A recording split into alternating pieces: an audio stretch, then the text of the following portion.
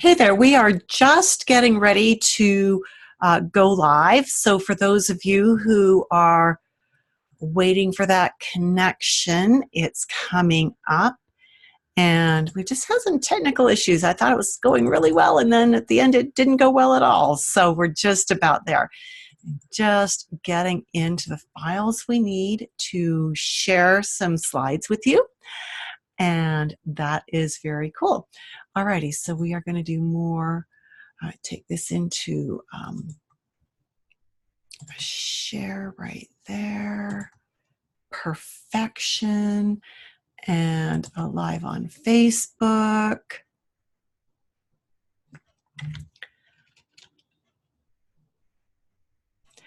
And we're almost there. I hope. I hope.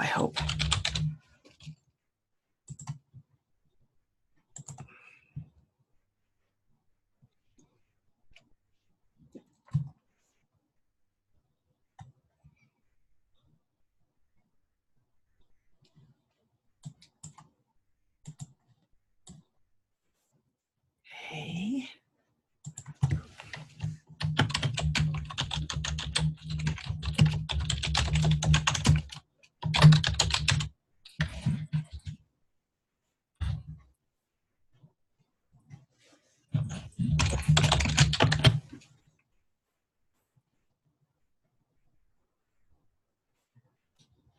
Alrighty. I think we might be rolling. Yahoo! Let's just hope that this share comes up and get over here into my computer, my other computer, so I can watch what's going. That's not what I meant to do. Oh my goodness. Okay. And here we go. All right. We are just about golden, and this is very exciting to have it actually working. Yay, right? Totally. Okay, so we're going to come in and get our, actually, we'll come back here.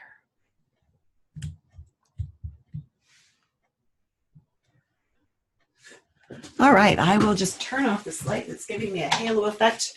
There we go. Okay, here we are. We are actually going live. Yes, some technical issues this morning when I'm trying to manage so many different streams. It's kind of an interesting challenge, and so I'm excited to be with you today. Thank you for being with me. I really appreciate that. We are going to have an interesting little chat today that is going to be about how, I'm just going to move this camera over slightly. There we go. We're going to be talking about iridology marker names. And this is a really important discussion to have. And I'm saying that because there are so many different names and wordings out there. So we're just going to let people join us, and it's just going to take us a minute to get people joining us on Instagram and all that good stuff. Just refresh this feed. If you're joining me on Facebook Live, would you just wave at me, give me a hi, give me a comment so I know you're there? That would be absolutely wonderful. And certainly, Lilu, hi, welcome. Good to see you. Thank you for joining me. This is lots of fun. And so we're just going to give everybody just another minute to show up. Those of you who don't know me yet, my name is Judith Cobb. I'm a master herbalist, nutritional consulting practitioner, and a certified comprehensive iridology instructor. And I like to do these little Facebook Lives about once a week, talking about different aspects of iridology that I think are really important for iridologists and aspiring iridologists to know. And so I love doing this. I love teaching. And Mary is with us on Facebook. Mary, thank you for being there. It's so good to see you again, my friend. I've known Mary for quite a few years online and offline. Had the lovely privilege, oh, that wasn't supposed to do that, had the lovely privilege of actually meeting her in person at an IPA symposium a few years ago. And that was very exciting too. And there we go. Okay. Did you miss it? No, Mary, you're right on time. You are totally right on time. We are just starting right now. And that was yesterday's message. Did you miss it? No, it's today. It's right now. It's happening now. Yes, good. And so let's get rolling because we do have some things to discuss. Today we are talking about iridology, old versus new. And by that, I mean the language we use. If you have played around on the internet, and if you have, and if you've seen this discrepancy, I want you to give me a comment, give me a wave, whatever. When you're looking at YouTube videos or you're looking at other Facebook sites, do you find that as you look at these different sites, there is a discrepancy in the verbiage they use, in the words they use? That one school of iridology calls a particular marker one thing, another school calls it another thing, another school calls it another thing. Are you finding that kind of incongruency? Are you? If you are, we're going to answer that. And I would love to just, again, see a little interaction of, do you see that incongruency online? I think it's a really important thing for us to end up with a unified language. You know, when you go to a medical doctor, for instance, they have usually just one name for each thing, right? Whether it's a body part, well, body parts maybe not, because there's the Latin names, and then there's the lay names. Like I just learned by wrecking mine that I have an olecranon, and you know the olecranon as the elbow, right? So there's the lay name and there's the real scientific name. And so that's maybe not the best example, but you know, when they talk about the appendix, everybody knows what the appendix is. When they talk about the sinus cavity, everybody knows what the sinus cavity is. In iridology, we don't have that because in North America especially, there is the real Jensenian and Robert Morse group, and they have retained a lot of the Jensenian language, while the constitutional group has the constitutional language. And I want to look at the comparison of these two primary categories, Jensenian and Morse, and constitutional, so that we can understand where those terms came from and what they really mean. All right. So I'm going to flip my camera around here and show you the screen.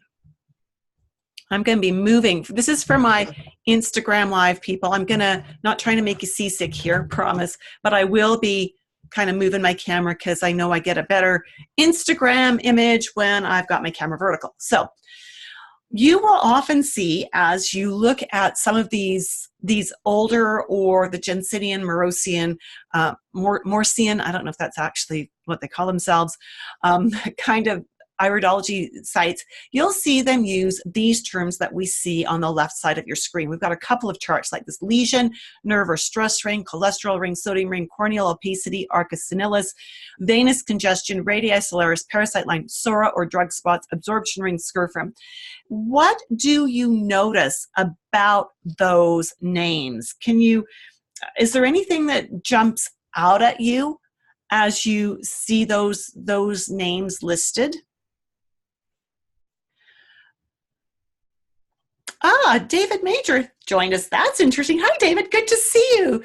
David is actually my husband's step uncle. We just call him David. And so it's great to see you. Hi, David. Good to see you there. And so when we look at these terms that we see on this side of the screen, these are very diagnostic. And Kitty Catty, Katie just joined us. Hi, Kitty Catty, Katie. I'm glad you're with us. So these terms are very diagnostic. Now, what we know about iridology is we do not use it to diagnose. We use it to assess. And knowing that we use it to assess, we want to actually avoid terms that sound like we're diagnosing. We don't want to diagnose a lesion. That's a growth kind of a thing. We don't want to diagnose a cholesterol ring. That's saying the person has elevated cholesterol. We're not allowed to do that. We don't want to diagnose venous congestion because, again, most of us that practice iridology are not medical doctors. We can't diagnose. We can't diagnose parasites. We can't diagnose drug spots, things like that. Instead, what we want to do is we want to be using terms that are descriptive. So as we look at that, we see that the descriptive term in constitutional iridology is lacuna. And if you know from your old school words what lesion means, lacuna describes the same thing. So it's a fiber that has walled off or sectioned off a section in the iris. And so this is simply description. We're not attributing anything good or bad to it. There's a whole lot more analysis that needs to go into this before we decide if that area that has a lacuna is going to need ongoing and long-term support. Before we determine how that area that is walled off by a lacuna might be impacted by other things or might be impacting other things, right? So we want the descriptive term here.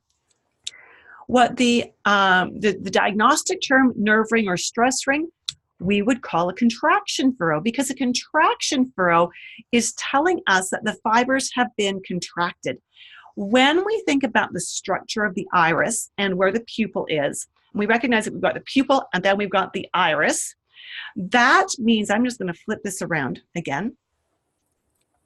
There we go. So we've got the pupil and then we've got the iris. As the pupil expands, the fibers that go from the edge of the iris to the edge of the pupil get shrunk. They don't get shrunk. They get squeezed into a smaller spot. So if you've got a piece of thread that's this long and you need it to lay flat and fit into a space this long, you get the image that it's going to be having lots of bends and turns in it, or bends and turns, twists and turns, angles in it, right? And so that is what a contraction furrow is. A contraction furrow is where these fibers have been squeezed into a smaller distance, so they now have a shape, if you will. These are the result of contraction, of the body of the iris. So we're describing what we see in the eye, not attributing anything else to it.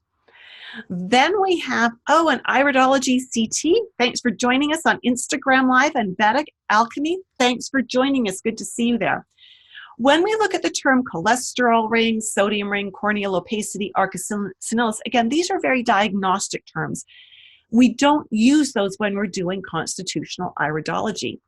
And so what we've got instead, we're going to talk about corneal arcus. So we're seeing an arc shape sitting in the cornea. Corneal annulus means it's a ring that goes all the way around the cornea. Corneal opacity, when you've seen a corneal arcus, you know it is quite opaque, especially if it's developed.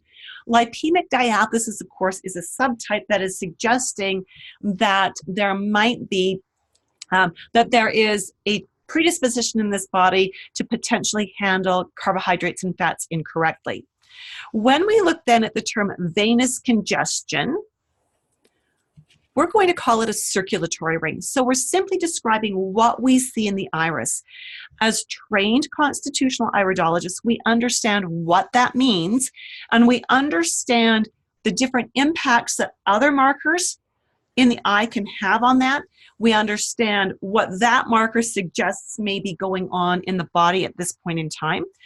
And when we understand that, again, as constitutional iridologists, we don't diagnose.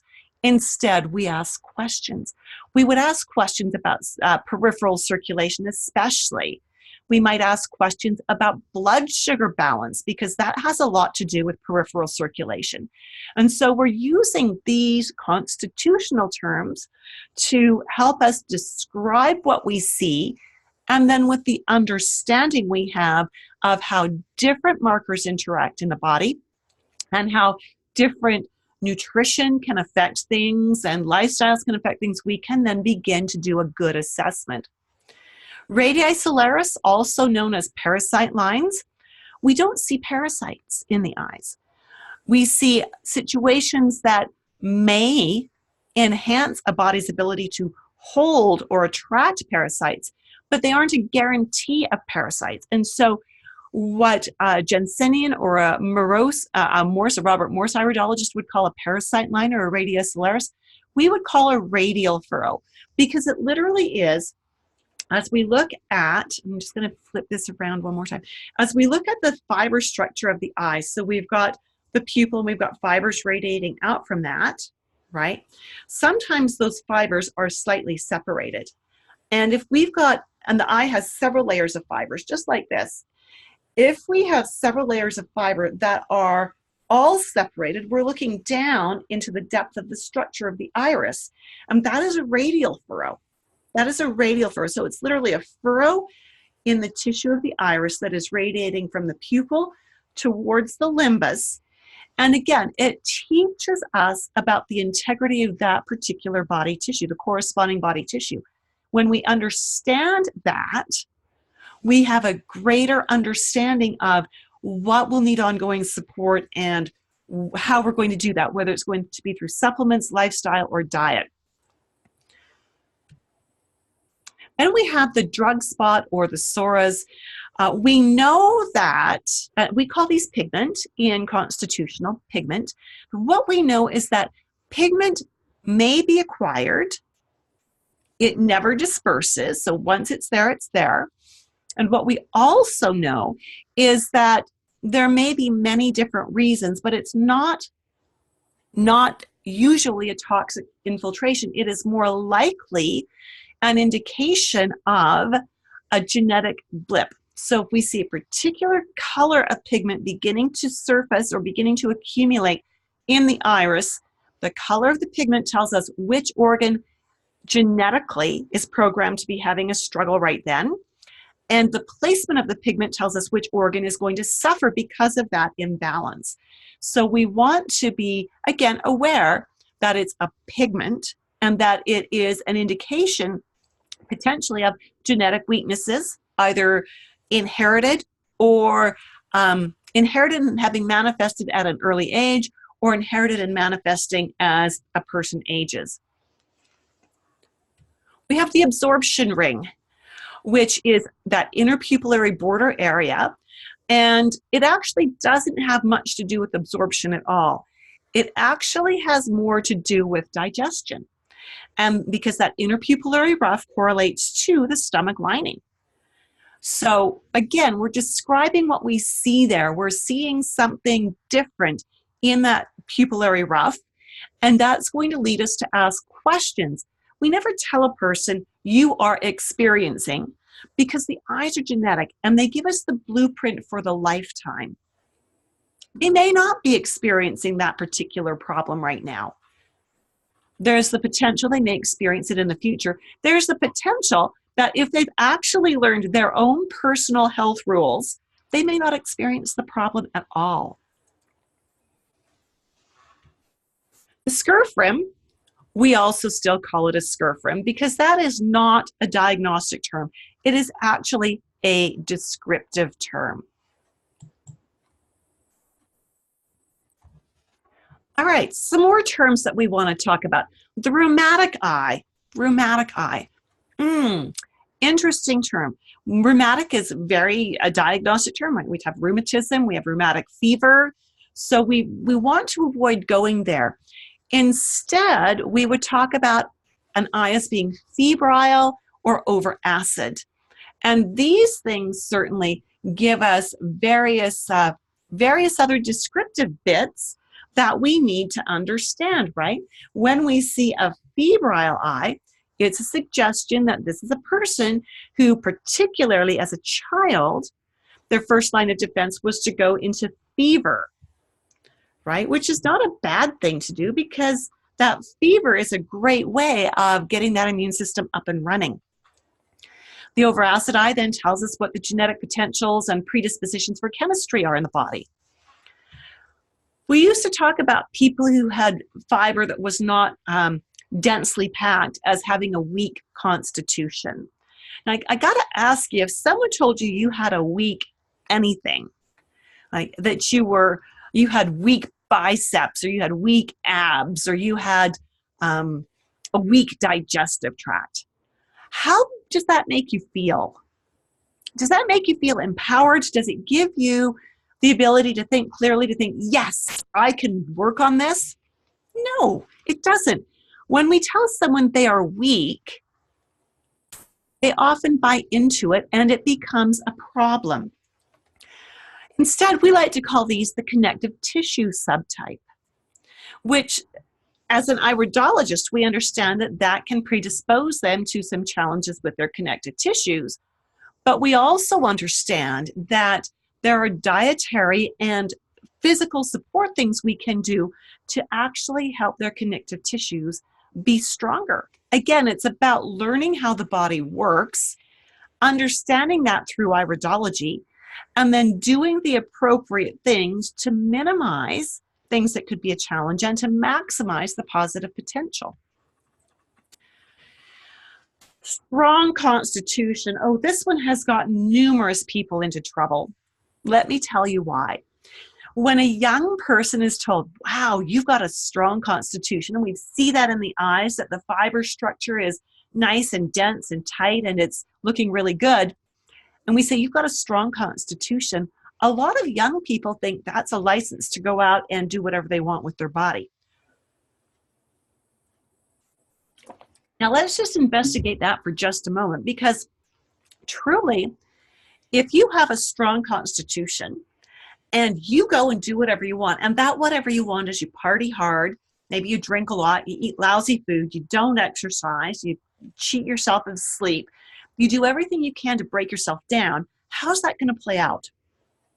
It's like having a Rolls-Royce car that should pretty much run forever if it's maintained, but not doing the lube jobs and oil changes, right? Even a Rolls-Royce can be burned out. And so telling someone they have a strong constitution is also not necessarily a good thing. Instead, we want to talk about being the neurogenic subtype. And we can say that this is a body that will respond well when given the right fuel, the right support, that it tends to respond quickly. But even with that strong constitution neurogenic subtype, there are potential weak links. And so we always need to be educating our clients as to the things that they can do to maximize their health potential. And we also need to educate them as to the common pitfalls that this type will often run into. We also talk about bowel pockets, which borders again on a diagnosis. Bowel pockets, of course, in the medical world would be called diverticuli. Instead, we want to call them crypts. So a crypt is a small area that tends to have a slightly weakened intestinal wall and runs the great risk of getting old fecal material trapped in that little area. And so knowing what we know, we can then be educating our clients as to ways they can be strengthening and supporting their gut, cleaning up their diet so that there's not stuff to get caught in those crypts. And that's just so important. We used to call it the autonomic nerve wreath. Now, in truth, that feature in the eye does, and I'm just monitoring our Facebook group too, and Sarah Turton says, you're right, positive language is a must. Thank you, Sarah. I appreciate that comment.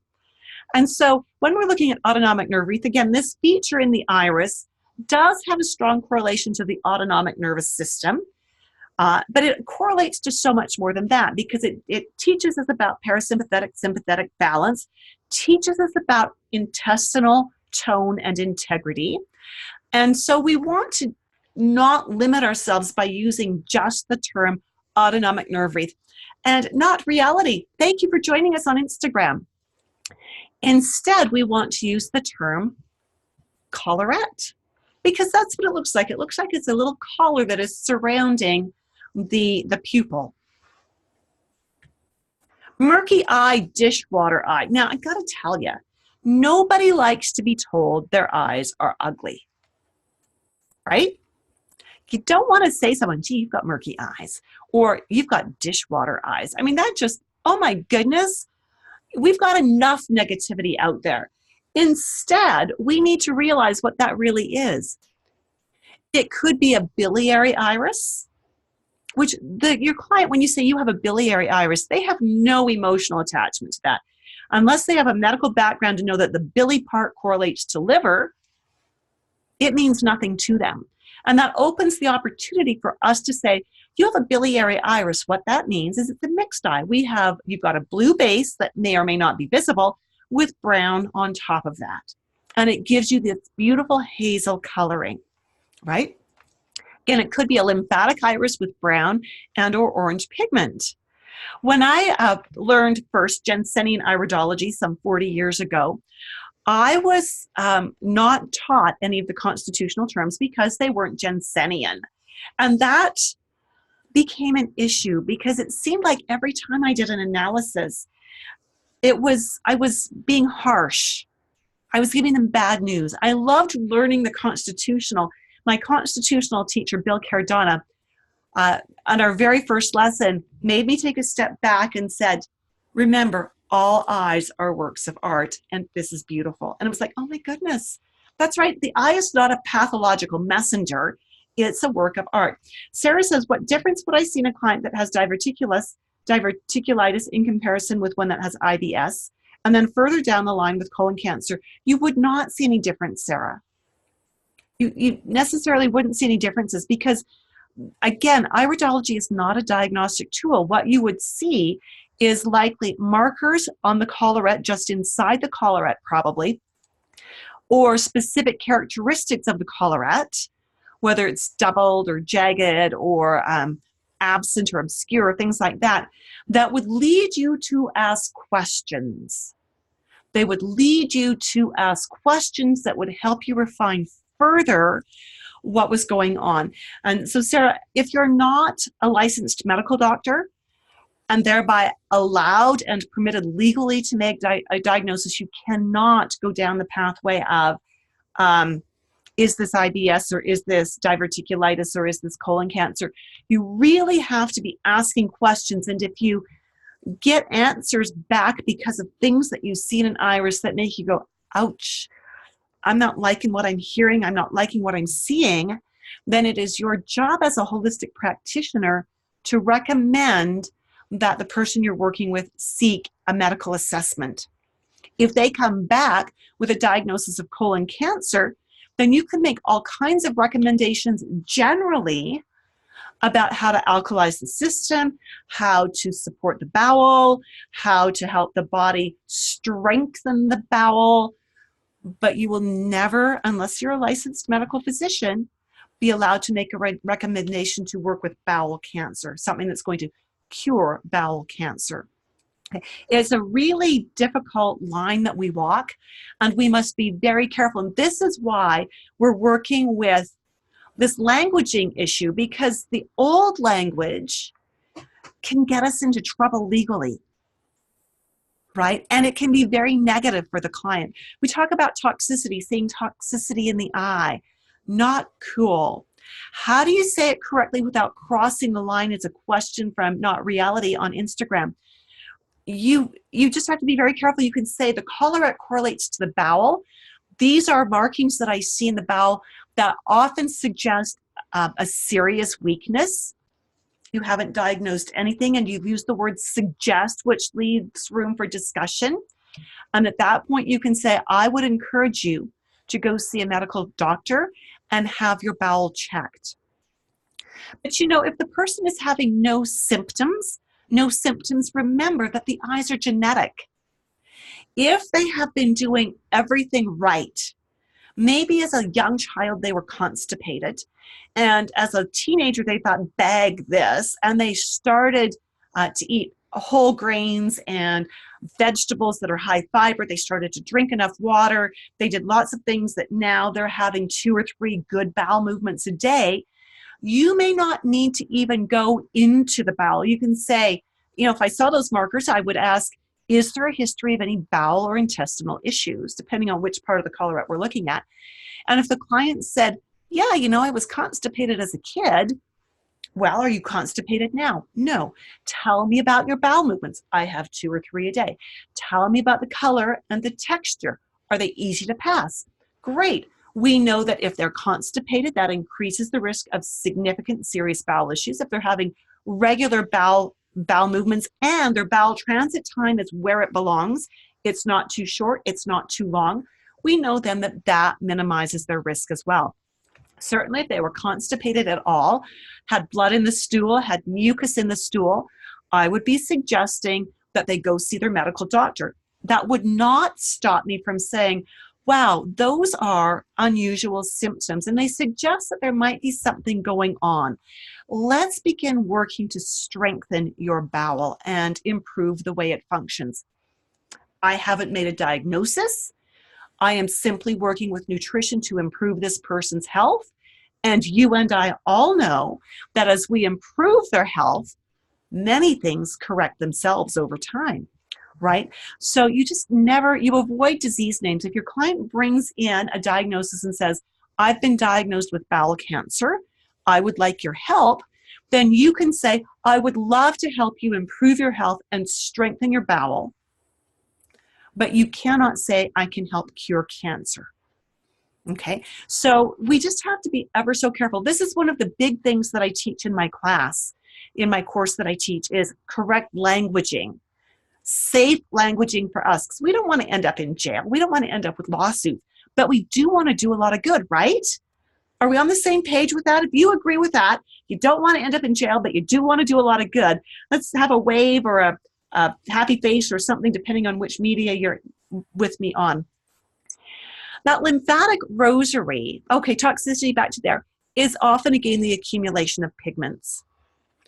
Lymphatic rosary, you know, that is an indication that the lymphatic system may want to be a little bit backed up, genetically programmed to be a little bit backed up. We can't say that. That's a diagnosis. So instead, we want to talk about being the hydrogenoid subtype. Excellent. Thanks for weighing in on that, Not Reality and Leilu. Yeah, that is what we want to do, right? So lymphatic rosary, we would call hydrogenoid subtype because, again, we can't say there's a problem with the lymphatic system. When we see the hydrogenoid subtype, we can certainly ask questions. How is your immune system? Is there a personal or family history of immune challenges? Have there ever been any issues with the lymph glands or the lymphatic system in your body? We are asking questions. We're not telling them what's wrong. We are asking questions. And if someone says, yeah, you know, my first warning symptom is the lymph glands, the lymph nodes in my neck and throat swell and get hard, that's all we need to hear, right? Because then we can talk about supplements that can support, and diet and lifestyle that can support the immune system. We can talk about how they can, things they can do to help move the lymphatic fluid. We can talk about things they can do at the very first warning that they're getting sick to help their immune system function better. And we haven't diagnosed anything. So with all of this, would it be okay with you if I took a few minutes to share some information about my upcoming course that is starting on July 17th? Hi, Anna Miriam. I'm glad you joined us. All right, so we're going to dive in here and just give you a few bits of information.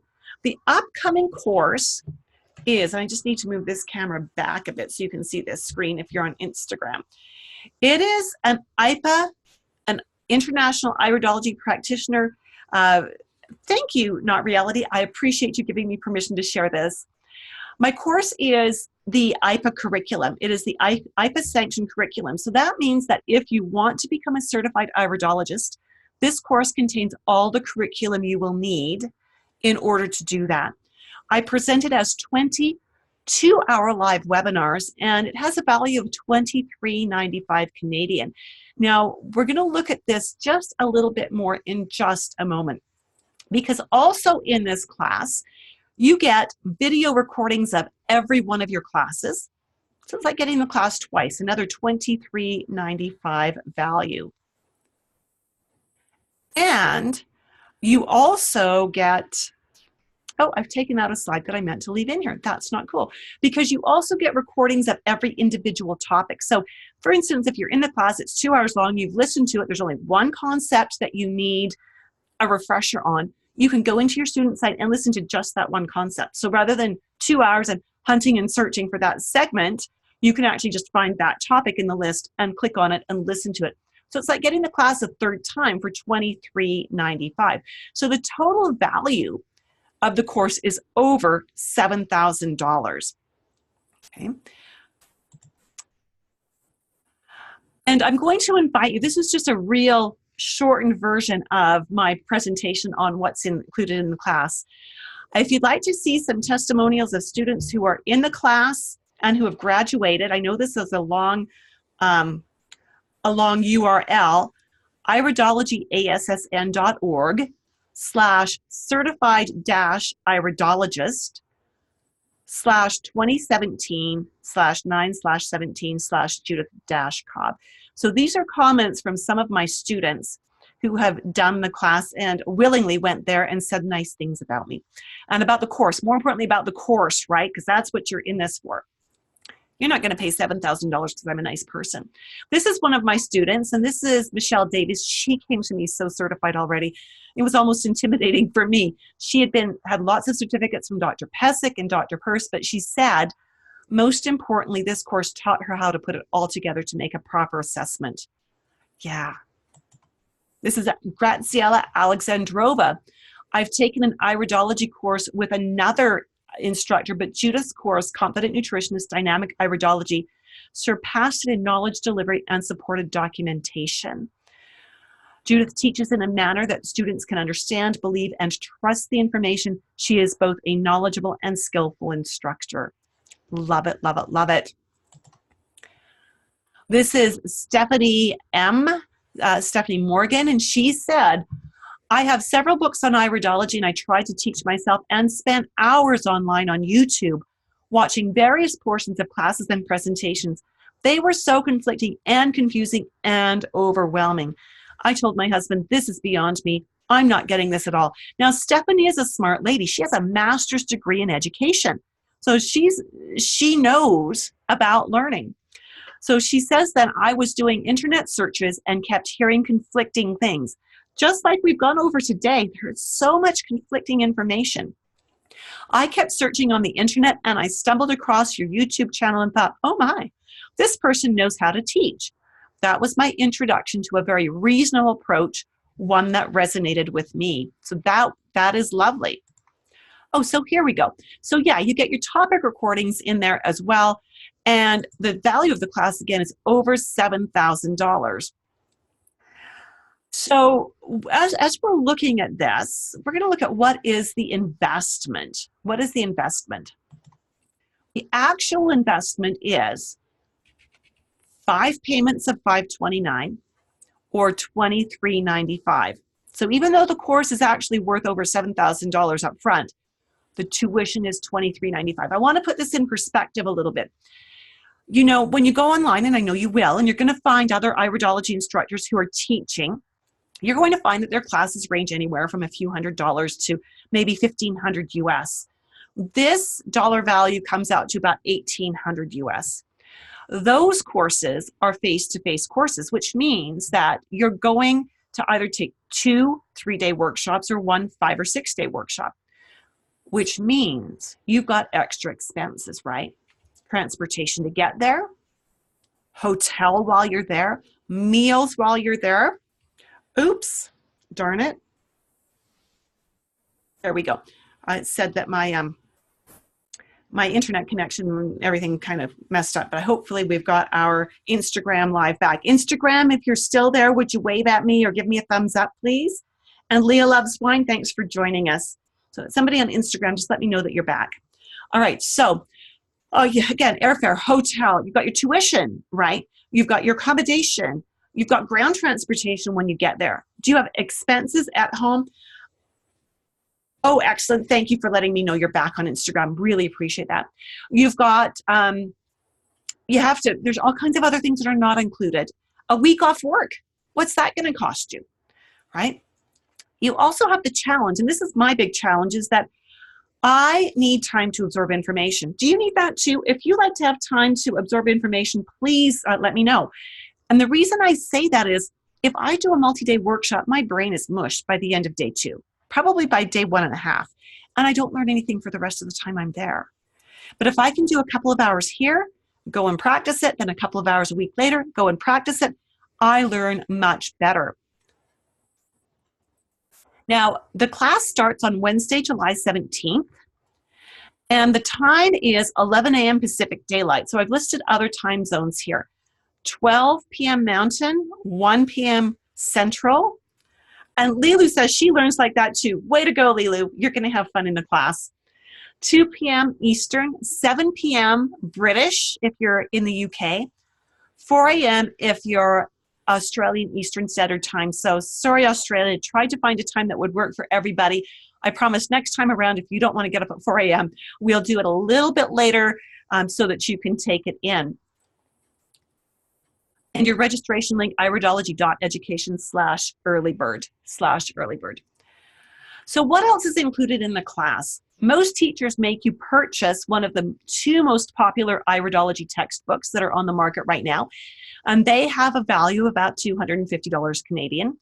I give you a digital downloadable textbook. You can print that up if you'd like. Most teachers make you purchase an iridology map, which is worth about $25. I've designed one that is perfect for novices and perfect for doing quick readings. It's my gift to you because it's digital and downloadable once you're in the class. How many of you know what Cliff's Notes are or Cole's Notes, depending on where you are in the world? You know, the cheat sheet version, if you didn't want to read all of Hamlet, you would buy the Cliff's Notes or Cole Notes, and it would give you the synopsis of who said what to whom and when, right? Well, I've taken the 200-page textbook and condensed it down to 45 pages of cheat sheets that give you not only the marker name, a brief description of what it looks like, eyes that you might likely see it in, common description of symptoms you might see with this, questions you would want to be considering asking, and then lists of possible recommendations for supplements, lifestyle, and dietary changes condensed into the cheat sheet. So you can use those when you're with a client. We also have the private Facebook group and the office hours calls, and those are worth $10,000 each. Some of you are going, what makes that worth $10,000 a piece? Well, here's what it is. The private Facebook group is open to my students and my alumni. You don't get kicked out when you graduate. So you've graduated, whether or not you decided to certify, whatever, you do what works best for you. But if you've got a question about an eye that you're working with on a client and you just want some input, you can post it in the Facebook group. And other students and alumni will weigh in on that. And I will too. And this again goes on and on and on. Students that I've had that have graduated 2 or 3 years ago are still active in the Facebook group, seeking ongoing support. The office hours calls are student driven. If you are working with a client and you've got a way to get images of their eyes, or you can write a really good description of their eyes down, we meet twice a month and we look at your eye slides and we discuss them as a group to help you create the right protocol for that client. And this, again, you don't get kicked out of these. Even after you've graduated, even after you've certified, if you become an iridology teacher, I'm not going to kick you out. This is for ongoing support for as long as I'm teaching iridology for. I don't know of any other call that actually, or course that actually gives you that kind of support. You get recordings of the office hours webinars posted on your student site for 18 months. So they do rotate off after 18 months again. So that's a $23.95 value. Are you doing the math here? You're doing the math? I also gift you with an IPA student membership. Towards the end, like at the very end of your coursework, I will give you an IPA student membership. Why will I do that?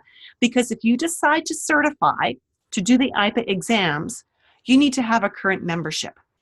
So I give that to you as my way of saying, I support you 100% if you want to certify.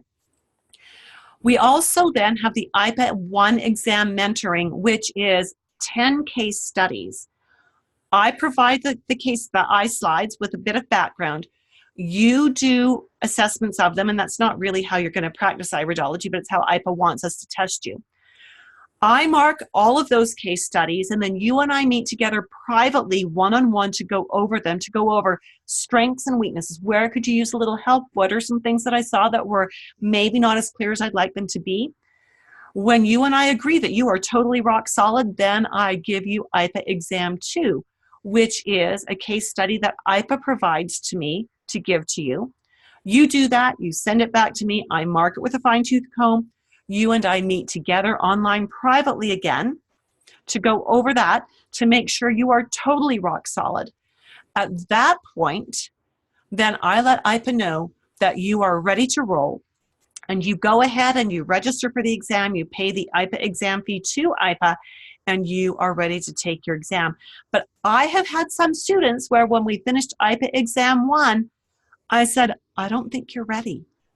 Would you do another 2 case studies for me, please? And they've done that. And then it's like, yeah, now I'm feeling like you've got this. Then we move on and we continue on. My goal is that my students should be better iridologists than I am. I want to train them so they pass the exam first time around. So without the tuition, all of these bonuses are worth nearly $29,000. With the tuition, worth over $31,000. We've already talked about what it's going to cost you to take the class, right? But instead, what we've got is you can do this in 5 payments of $529 or 1 payment of $23.95, except that I do have an early bird promotion going on right now. And that is, oh, I should have changed that date. This should actually read June 19th up here, June 19th. So the early bird registration is open until June 19th. And what that is going to do for you is it's going to reduce your tuition. And it's going to reduce your tuition to 5 payments of $489 or 1 payment of $21.95. Now, the July cohort already has 6 spots full. I only take 10 students. I only take 10 students. My commitment is that I keep my classes small in order to give each of my students the attention they need. And so again, this early bird registration is only going to be available until June 19th. And at that point in time, the tuition will be going to full tuition. So what comes next? You need to go to iridology.education/earlybird, enter your details, choose the payment plan that works best for you. After paying your tuition and giving me that information, you will receive an email with a link to your enrollment contract. Complete that contract and submit it. Within 1 business day, I will send back to you the emails for your log-on for the Zoom part of the class, for your student sites, and your Facebook group invitation. So if you're feeling just a little jittery, a little anxious, a little scared right now, that is exactly how you should be feeling. You know, I remember when my husband proposed and I said yes, jittery, anxious, and scared, heck yeah. You know, when we made the offer on the first house we bought, jittery, anxious, and scared, oh yeah, right? The good decisions often make you feel that way. And that's often an indication that you're ready to make that leap, you're ready to make that commitment. So I really hope you will consider joining me. Again, the registration link is iridology.education/earlybird. And June 19th, or when all 10 seats are filled, we'll be closing down registration or closing down the early bird tuition. I look forward to seeing you soon. And Lilac Lucy, thank you for joining me. We're just wrapping up. I've loved being with you today. And I really do hope that you will take the time and that you're ready to jump on the course and join me for our July 17th start date. I look forward to seeing you soon. Take care and have a great day. Bye for now.